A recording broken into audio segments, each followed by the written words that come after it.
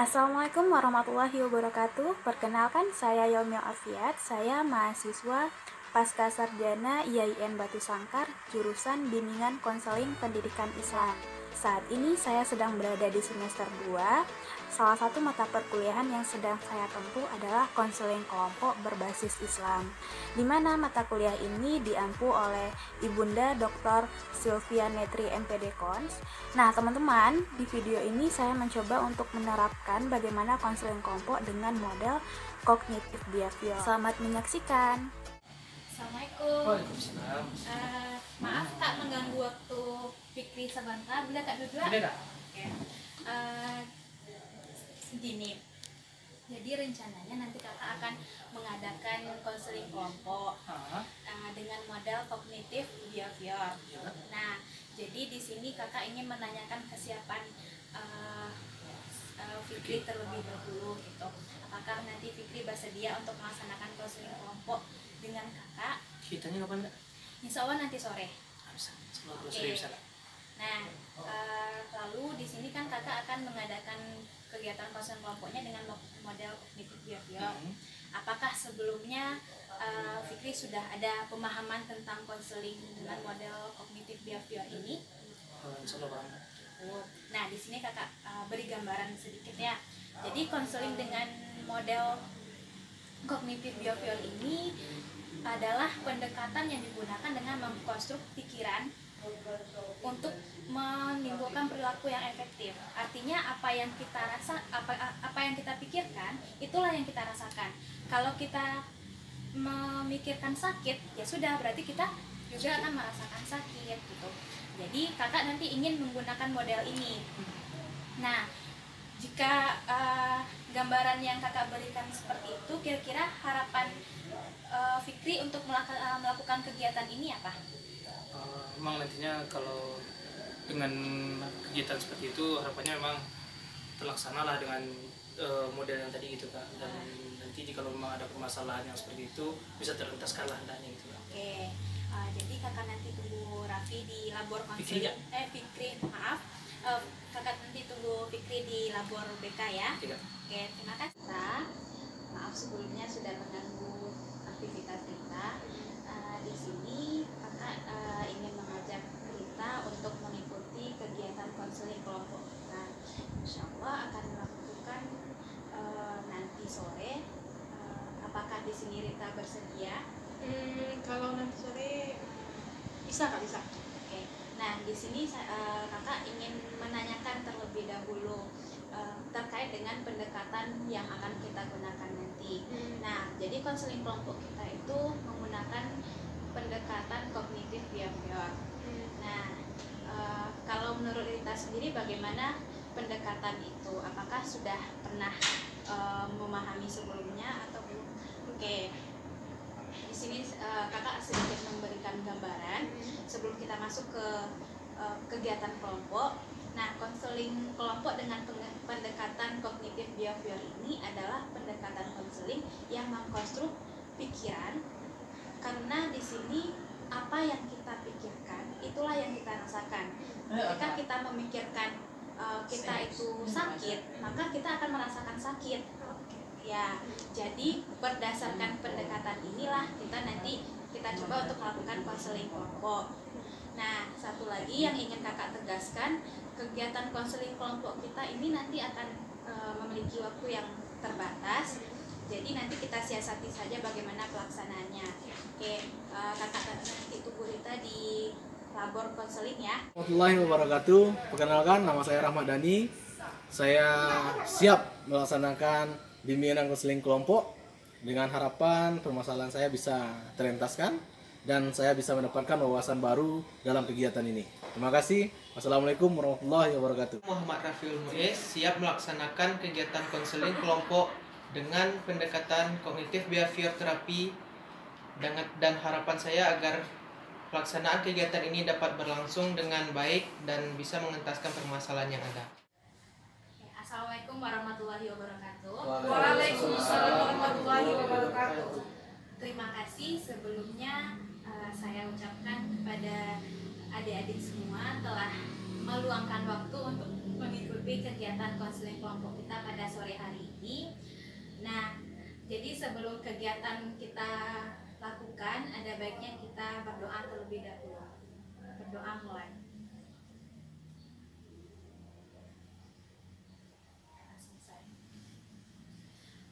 Nah,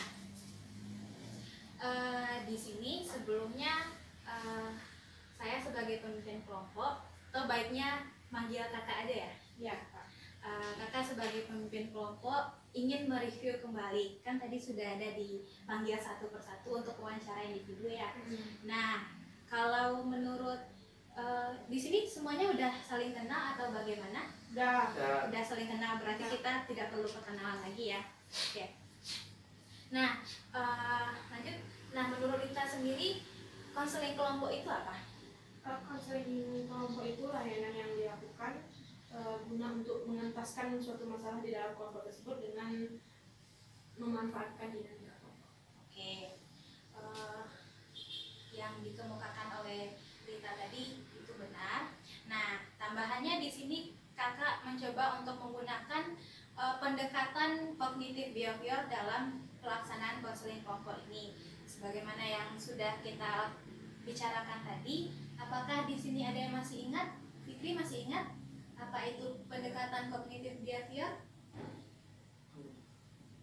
Apa yang kita pikirkan? Apa yang kita pikirkan kita Itu secara umum gambaran dari pendekatan kognitif behavior. Jadi apabila kita menggunakan konseling kelompok dengan pendekatan ini, nantinya kita mencoba mengkonstruk apa konseling kelompok itu dengan bagaimana kita berpikir dan bagaimana kita nanti berperilaku. Oke. Nah, selanjutnya tujuan dari konseling kelompok. Mungkin kalau tujuan konseling kelompok ini sudah rata-rata kita sudah tahu, atau masih ada yang belum paham tentang tujuan konseling kelompok? Ulang lagi Kak. Oke, tujuan konseling kelompok. Yang pertama, Rita, Ya, menurut Rita apa itu tujuan konseling kelompok? salah satunya mungkin mengentaskan masalah yang dialami. Ya, itu yang paling urgent sekali. Kalau menurut Dani? Pengentasan permasalahannya dilakukan bersama-sama. Oke, kalau menurut Raffi? Tujuan konseling kelompok itu membantu anggota kelompok untuk memecahkan masalahnya sendiri. Ya. Kalau menurut Fikri? memberi solusi untuk menyelesaikan masalah atau pengentasan masalah yang ada pada diri anggota kelompok, salah satu. Oke, baik. Berarti yang dikemukakan oleh semuanya tadi itu benar, dan tambahannya di sini tujuan dari konseling kelompok adalah bagaimana kita mampu berinteraksi satu sama lain dengan memanfaatkan dinamika kelompok. Selanjutnya, kita di sini punya kesempatan untuk saling mengeluarkan pendapat, saran, ataupun nanti argumen-argumen lain yang dapat kita paparkan dalam kegiatan konseling kita. Nah, utamanya di sini konseling kelompok itu membahas tentang hambatan-hambatan yang sedang kita rasakan. Jadi, karena kita membahas hal yang krusial dengan kerahasiaan, maka di sini azas yang harus kita utamakan adalah azas kerahasiaan. Jadi kakak harap di sini ketika kita melakukan kegiatan konseling kelompok, kita ya cukuplah kita saja yang tahu gitu. Apa yang nanti dikemukakan oleh Rita jangan dibeberkan di tempat lain gitu kan. Apa yang nanti kita bicarakan cukuplah kita saja yang mengetahuinya dan kita yang ikut berpartisipasi untuk membantu bagaimana penyelesaian masalah tersebut. Selanjutnya azas kedua adalah keterbukaan. Artinya kita terbuka untuk mengungkapkan apa yang sedang kita rasakan. Kemudian azas kesukarelaan, sebagaimana tadi teman-teman sudah mau sukarela untuk mengikuti kegiatan konseling kelompok pada sore hari ini. Baik, nah sepertinya sudah mulai hangat atau mulai ngantuk? Mulai hangat.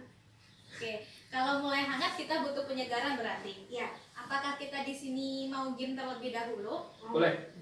Oke, di sini karena kakak memiliki anggota yang cukup pintar dan banyak andil di lapangan, Kakak di sini pengen tanya dulu, ada nggak yang punya game atau yang punya inisiatif Kak? Kalau gimana kalau kita seperti ini? Ada nggak? Gila, nggak pramuka.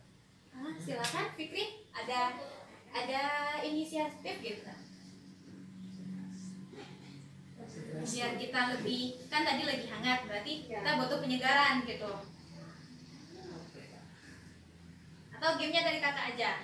Dari kakak aja lah kak. Oke, kalau dari kakak nggak main game yang rumit, kakak pernah dengar game 1, 2, 3 door? Ya. Game door? Ya, setiap Oke, angka 3. jadi di sini kita sepakati dulu. Setiap angka 3 yang berakhiran 3 dan kelipatan 3 kita bilang door atau tepuk tangan. Berarti nggak usah door ya. Oke, berarti setiap kelipatan 3, angka 3 dan akhiran 3 kita tepuk tangan. Oke, berarti di sini kita coba terlebih dahulu. Ya. Oke, kita coba. Kakak mulai dari angka ya. Putarannya. Kakak nunjuk sendiri. Oh gitu. Oke, jadi siap-siap ya. Kakak nunjuk sendiri nanti loyalty pokoknya sekarang kakak yang punya kuasa. Oke. Boleh nanti kakak oper ke sini dulu atau ke Rita dulu. Boleh. Oke. Kakak main kakak. Kakak nggak main. Kakak hanya berdiri. Dan oke, kakak mulai dari angka 7. 7. Pan. 11. 13. 3. Oke, berarti masih kurang konsentrasi ya. Iya. Oke, kita mulai lagi tapi dengan ritme yang lebih cepat. Oke. Berarti sekarang tadi angka 7, kakak mulai dari angka 15. 16. 17. 19. 20 ya. Sorry. Oke, karena terlalu Sudah semangat satu ya. tadi. Oke, mungkin karena waktu juga yang penting kita sudah cukup segar ya untuk mengikuti kegiatan kembali. Oke, sebelum kita masuk di tahap kerja dari kegiatan konseling kelompok ini, kakak ingin menyamakan persepsi kembali. Artinya konseling kelompok dengan pendekatan kognitif behavior ini lebih menekankan dengan apa yang kita rasakan, itu apa yang kita pikirkan, itulah yang kita rasakan. Misalnya ketika kita merasakan ketika kita memikirkan kita sakit gitu, maka dengan cara otomatis kita juga merasakan sakit gitu. Nah, jadi berawal dari konseling ini kakak ingin masing-masing dari kita mengungkapkan apa yang sedang kita rasakan pada saat ini. Kita mulai dari sini. Oke. Silakan Rita. Baik, masalah yang saya hadapi yaitu tentang kurang percaya diri. Kurang percaya diri. Oke, kalau Dani? Kalau saya pada saat sekarang ini sering kehabisan kuota. Sering kehabisan kuota. Iya. Oke. Kalau menurut Raffi, apa hambatan sekarang? Kalau hambatan yang saya rasakan sekarang itu kekecewaan. Kekecewaan. Oke. Kalau Fitri, Panjang kak.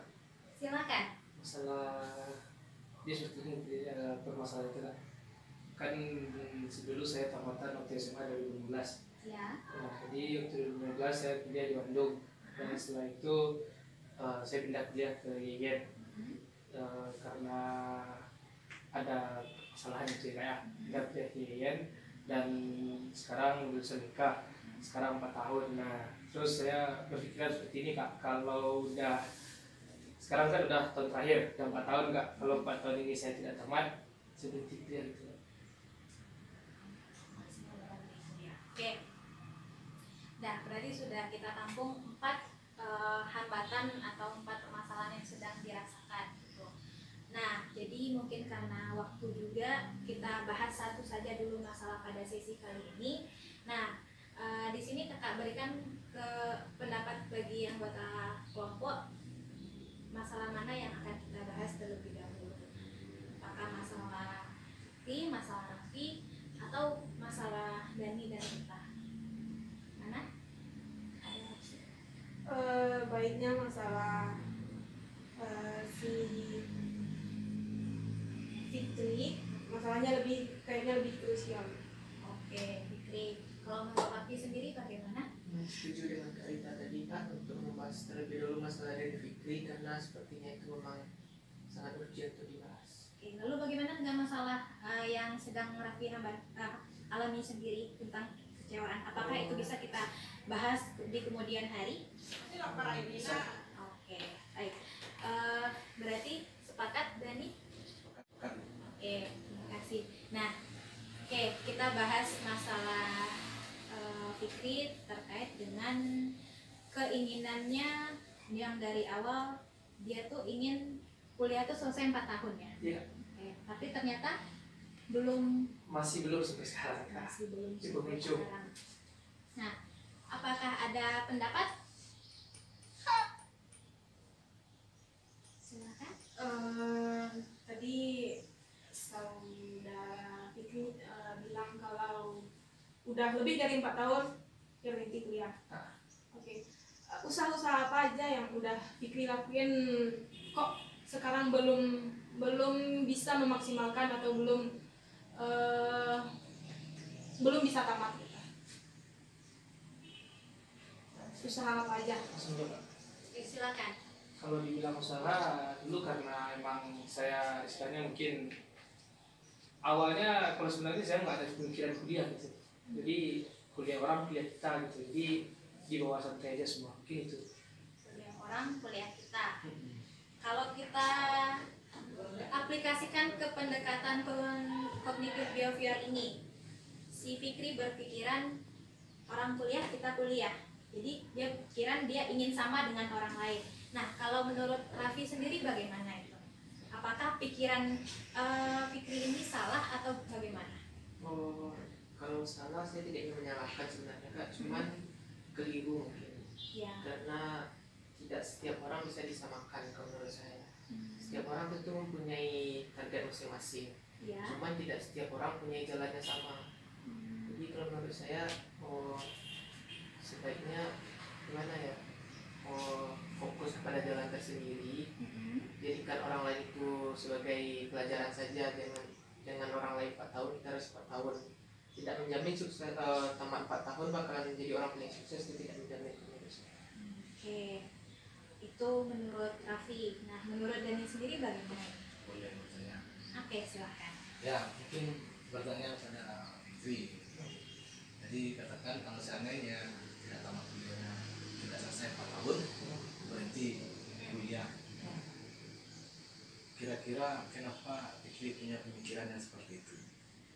Nah, ya, Langsung jawab. silakan. Langsung Nah, jawab. jadi seperti ini, Wak. Karena ini bukan bermaksud sombong atau bagaimana. Sebenarnya kalau dibilang dari segi kemampuan, saya rasa kemampuan otak saya juga tidak terlalu hebat atau bagaimana, setidaknya bisa lah gitu. Jadi waktu SD sampai SMA saya tidak pernah merasakan yang namanya tinggal kelas itu. Jadi waktu tamat SMA, kalau keinginan hati saya tidak ingin kuliah. Saya ingin jadi angkatan ataupun istilahnya yang mengabdi pada negara, apapun itu. Nah, jadi karena tidak lulus satu pun yang saya ikutkan tes itu, istilahnya putus asa datang. Nah, jadi bisa bangkit dari putus asa. Orang tua menyarankan kalau saya inginnya waktu itu memang free 1 tahun. Tapi kalau orang tua mengatakan daripada, kalau bahasa Minangnya Bang, daripada free, nah dialah kok cerita lain. Akhirnya iseng-iseng coba-coba, yang itu pun teman yang mendaftarkan waktu itu dimasukkan semua nilai, kasih sama teman, teruslah kok ini uang, terus segala macamnya persyaratan. Ntar kalau kita ada transfer coba daftar di Telkom, dan akhirnya itu lulus. Dan ternyata sesampainya di Telkom itu seperti yang saya katakan tadi Pak, saya bukan tipikal orang yang istilahnya bekerja keras, tidak, saya tipenya santai gitu. Kalau jurusannya sistem informasi di sana dan jurusan tersebut kan harus belajar ekstra, jadi karena saya santai, nilai down dan banyak permasalahan, nilai ada yang tidak lulus, dan terus hal utama yang menyebabkan waktu itu TOEFL wajib 500, sementara TOEFL saya baru 200, dan akhirnya di penghujung semester 2 saya mengambil keputusan untuk berhenti di sana dan pindah ke sini. Dan waktu pindah sini kan tadi belum pernah tinggal kelas, otomatis saya pernah merasakan yang namanya tinggal 1 tahun di teman-teman. Nah sementara di kala 4 tahun sekarang, otomatis teman-teman saya sudah tamatnya sudah 1 tahun. Nah jadi itu pemikiran saya menyebabkan teman dalam kerja kita masih belum gitu. Nah sementara mereka mendapatkan pas 4 tahun semuanya rata-rata, bahkan ada 3,5, sementara saya masih seperti ini. Nah, itu pemikiran itu timbul. Ya silakan. Kira-kira kalau seandainya ingin tamat 4 tahun, itu kita harus melaksanakan yang namanya skripsi. Iya. Skripsi. Kira-kira perjalanan skripsinya nggak sampai di mana? Kalau skripsi saya masih di proposal, sebenarnya proposal. Sudah selesai. Sedang bimbingan, sedang direvisi dosen. Nah di sini boleh kakak tanggapi dulu dari apa yang diungkapkan oleh Fikri tadi. Kakak mengambil bahasa Fikri tadi itu saya biasa santai. Nah kalau menurut teman-teman di sini kita biasa santai, tapi dengan santai itu apakah yakin target kita akan tercapai? Bertanya ya belum tentu kan, karena untuk mencapai target kita harus tahu, oh kalau memang target saya 4 tahun, saya harus begini, saya harus begini. Itu yang belum kita temukan dari Fikri. Itu yang pertama. Yang kedua, di sini kakak ingin kasih contoh terkait dengan teknik yang digunakan di cognitive behavior. Nah salah satunya adalah permodelan. Nah kakak berikan model di sini. Kakak punya teman, kakak inisialkan namanya si A. Si A ini dia tamat pas 4 tahun, tapi karena mungkin belum rezeki udah masukin ijazah, udah daftar kesana sini untuk masukin pekerjaan, untuk melamar pekerjaan gitu maaf. Nah sudah nyaris 2 tahun dia masih belum mendapatkan pekerjaan, padahal dia kumlot dan tamat pas pada waktunya. Itu si A. Dan kakak punya teman lagi si B. Nah si B ini dia tamat dengan keterlambatan dia menyelesaikan skripsi, yaitu dia sampai 7 tahun. 7 tahun dia kuliah, ternyata sebelum dia wisuda saja sudah diminta sama salah satu perusahaan untuk agar dia masuk di sana, bergabung di sana gitu. Nah dari apa yang kakak ungkapkan tadi tentang cerita si A dan si B, nah bagaimana menurut Fikri? Kalau dari ceritanya sebenarnya perbandingannya masih jauh kan, karena 4 tahun buat tapi belum. Ya masih belum dapat. Sementara yang 7 tahun 14 semester langsung dapat. Ya. Jadi kalau menurut pandangan saya tamat cepat tidak menentukan kesuksesan. Ya. Nah satu lagi, tadi dari penuturan Fikri, sekolah tidak pernah tinggal kelas, terus pas kuliah teman-teman sudah wisuda. Apakah di sini menurut Fikri dengan kita terlambat wisuda itu kita seperti orang yang tinggal kelas? Kalau pemahaman saya ya. Kalau menurut kita sendiri bagaimana? Apakah bisa kita samakan tinggal kelas waktu sekolah dengan ketertinggalan kita dengan teman-teman yang sudah wisuda? Beda. Apa bedanya? Kalau tinggal kelas itu kan kalau di tingkat pendidikan SMA, SMP itu kan naik dari satu tingkat, dari kelas 1, kelas 2, kelas 3 kita emang harus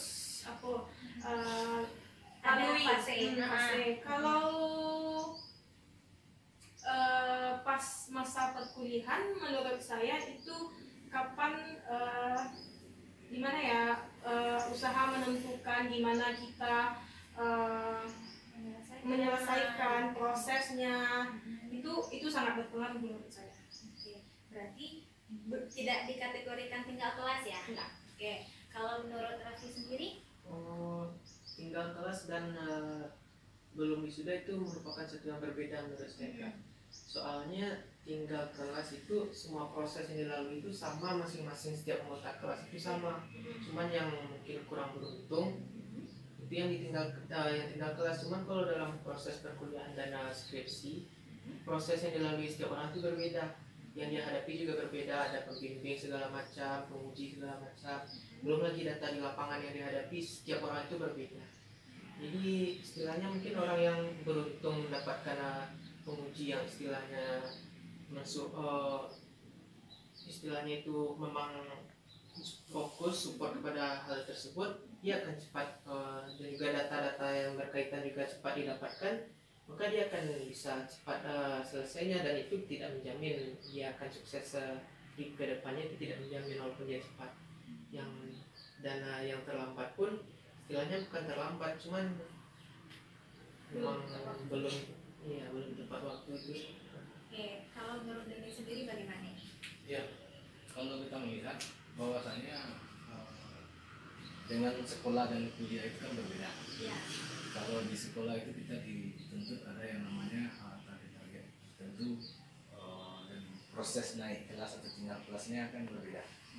Nah, kalau di perkuliahan itu kita tergantung pada motivasi diri kita sendiri. Seperti apa yang dikatakan oleh pimpinan kelompok KML tadi sebelumnya, bahwasanya apa yang kita pikirkan Itu yang kita rasakan. itu yang kita rasakan. Dalam artian kata, apa yang kita pikirkan seperti itulah kita nantinya, gitu kan, itu. Lalu seandainya kita mengatakan kalau kita sanggup tamat 4 tahun, ya kita akan berusaha untuk tamat 4 tahun. Nah, kan seperti itu intinya. Nah, kalau menurut seperti apa yang kita katakan tadi, kita akan mau tamat 4 tahun, tentu kita harus punya kiat untuk tamat 4 tahun, gitu kan. Nah, motivasi kita tentu akan lebih besar daripada motivasi kawan-kawan yang lain, apalagi kalau seandainya kondisi sekarang ini Fikri berada di dalam kelas yang rata umurnya berbeda dengan Fikri, misalnya kan seperti itu, kan ada yang umurnya di bawah kita. Nah, secara tidak langsung kalau seandainya kita menjadikan itu sebagai faktor penambahnya, ya udah kita terkungkung di sana, gitu. Tapi kalau seandainya kita lebih mengatakan bahwasanya orang yang ada di dalam sekeliling kita itu di bawah kita, otomatis kita harus meningkatkan motivasi kita 2 kali lipat daripada kawan-kawan yang usianya di bawah kita.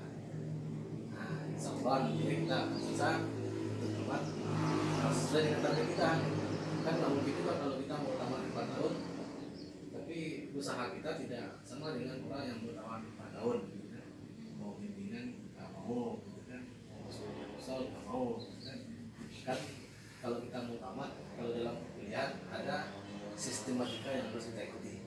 Ada proses-proses yang harus kita, salah satunya adalah bimbingan skripsi dan setelah proposal dan lain sebagainya. Menurut saya itu. Oke. Nah, jadi dari pendapat teman-teman tadi, ya di sini Fikri perlu mengkonstruk pikiran Fikri terlebih dahulu. Kalau sebelumnya Fikri berpikir kalau kita belum wisuda juga 4 tahun, berarti kita sama aja kayak orang tinggal kelas. Nah, pikiran ini yang harus Fikri perbaiki, karena kalau untuk wisuda itu tidak ada menang kalahnya, semua tergantung dengan bagaimana keuletan kita. Ada ungkapan, kata pernah dengar gini, orang pintar itu akan dikalahkan sama orang rajin, sedangkan orang rajin itu akan dikalahkan sama orang yang beruntung. Jadi meskipun kita berasumsi kita ini bisa dari SD, dari SMP, dari SMA kemarin tuh kita juara 1, bahkan ya paling rendah ranking kita tuh juara 3. Nah, tapi kalau di kuliah kita tidak bisa seperti itu. Banyak hal yang harus kita lewati. Oke. Nah, jadi dari apa yang kita bahas tadi sudah ditemukan pemecahan masalahnya. Ya. Baik, terima kasih sebelumnya kepada rekan-rekan dan abang sudah memberikan istilahnya pemahaman baru lah bagi saya, mencoba untuk berpikir saya dan bagaimana sampai dilakukan ke depannya. Dan insya Allah ke depannya saya cobalah membuang istilahnya pemikiran-pemikiran yang kurang pada tempatnya itu. Ya, tuh. Oke, berarti sudah gimana? Lebih lega. Oke, ini ya. Nah, jadi berdasarkan kegiatan yang telah kita lakukan tadi, siapa yang bisa ngambil kesimpulan? Tapi, apa kesimpulannya? Kesimpulan dari kegiatan kita pada hari ini terkait dengan masalah Fikri itu, sebaiknya kita memikirkan hal-hal yang positif terkait dengan diri kita, agar apa yang seperti yang katakan tadi itu, apa yang kita pikirkan itu yang kita rasakan. Kalau kita berpikir positif terhadap apa yang akan terjadi pada diri kita, tentu kita akan merasakan hal-hal positif di kehidupan kita. Ya, betul sekali. Oke, jadi inti dari kegiatan kita saat ini adalah membantu teman kita untuk memecahkan masalahnya, dimana masalahnya itu kita coba untuk menyelesaikannya dengan salah satu pendekatan dalam konseling. Ya, jadi di sini kakak ingin menyampaikan kepada semuanya bahwa tetaplah kita untuk berpikir positif, karena ketika kita berpikir positif maka hal-hal positif juga akan mendekat pada kita sendiri gitu. Nah, kalau di sini kakak minta pesan dan kesannya boleh? Boleh. Oke, silakan Dani. Ya, menarik sekali kalau kegiatannya. Kan kalau bisa kita bisa mengetahui permasalahan salah satu dari kita dan kita selesaikan secara bersama-sama. Oke. Dan kalau bisa ada waktu tambahan di luar kesempatan nantinya kita laksanakan lagi lah. Ya. Ada yang lain ingin mengungkapkan pesan kesannya? Fikri? Enggak. Mungkin kalau kesan bagi saya pribadi, kesannya saya sangat terbantu di kegiatan ini Kak, karena apalagi yang diselesaikan istilahnya yang dituntaskan adalah permasalahan saya gitu, dan saya merasa sangat terbantu dengan pemikiran-pemikiran baru yang diberikan oleh kakak-kakak dan abang-abang serta kawan saya gitu Kak. Kalau untuk pesannya ya memang saya berharap kegiatan ini kita istilahnya kita cari seperti yang disampaikan Bang Dani tadi, kita cari waktu di kemudian hari untuk melakukan kegiatan ini kembali. Oke, terima kasih. Rita ingin menyampaikan pesan dan kesan? Kesan saya sangat luar biasa, excited banget. Gimana nantinya kita nggak hanya Fikri aja mungkin, atau orang lain pun ingin cerita, kita bisa memberikan masukan-masukan terkait hal yang kita bicarakan. Kemudian pesan saya ya kayak Bang Dani tadi, ditambah supaya ilmunya banyak, kita bisa juga mengaplikasikannya kepada diri kita. Oke. Raffi bagaimana? Maka kesan yang saya rasakan yaitu semakin banyak mendapatkan berbagai macam solusi terkait dengan permasalahan di kehidupan, dan itu sangat berguna tentunya bagi kehidupannya ke depannya. Dan pesannya agar kegiatan seperti ini tetap dilakukan untuk kedepannya. Oke, baiklah. Nah, karena juga waktu membatasi kita, tadi berarti untuk hari ini masalah Fikri saja terlebih dahulu yang kita entaskan. Mungkin lain kali, kapan kita bisa bertemu kembali? Kita sesuaikan nanti ya. Tuh. Nah, demikianlah video singkat saya tentang bagaimana pengaplikasian konseling kelompok kognitif behavior. Terima kasih telah menyaksikan video saya. Semoga bermanfaat bagi kita semua. Wabillahi taufik wa hidayah. Wassalamualaikum warahmatullahi wabarakatuh.